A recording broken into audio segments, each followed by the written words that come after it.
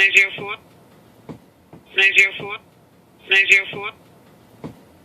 904. Illegal parking at 1 West Exchange Street. Looking for me? Affirmative. Everybody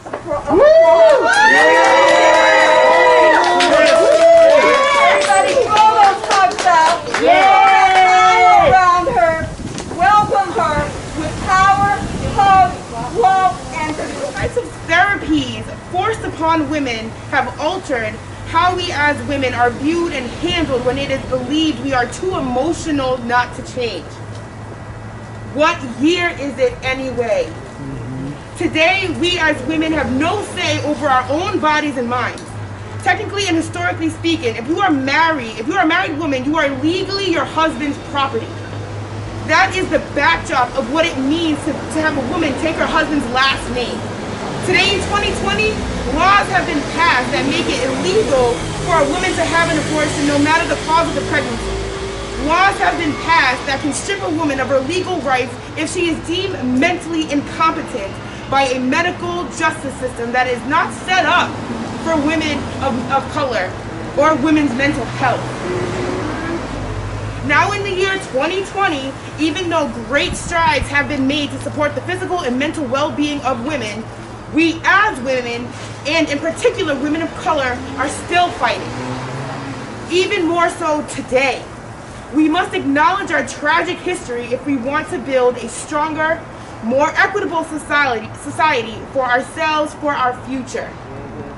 I want you to take a journey with me back to January 23rd, 2017, in which I was personally victimized of a wrongful detainment, humiliated due to the fact that I was deemed emotional by the police and the fake advocates. Let me tell you my truth. I received a call to come down to the Day 1 program for battered women. They contacted me after my name came across their desk through a domestic dispute case. The representative said, Deborah, she could help me move and help me financially by giving me a couple of months rent to keep me on my feet and away from that domestic dispute situation. I took the bus down to the police department where it is located and on the 3rd floor. I met with the counselor. She asked me what happened a few weeks prior with my then partner. I obliged, and with the information on the current case of vandalism in my home due to the situation. She asked me common questions, if you would run in if you were seeking psychiatric assistance. I explained that 3 years prior I had situations that did not at all pertain to what was going on. She then said she needed backup.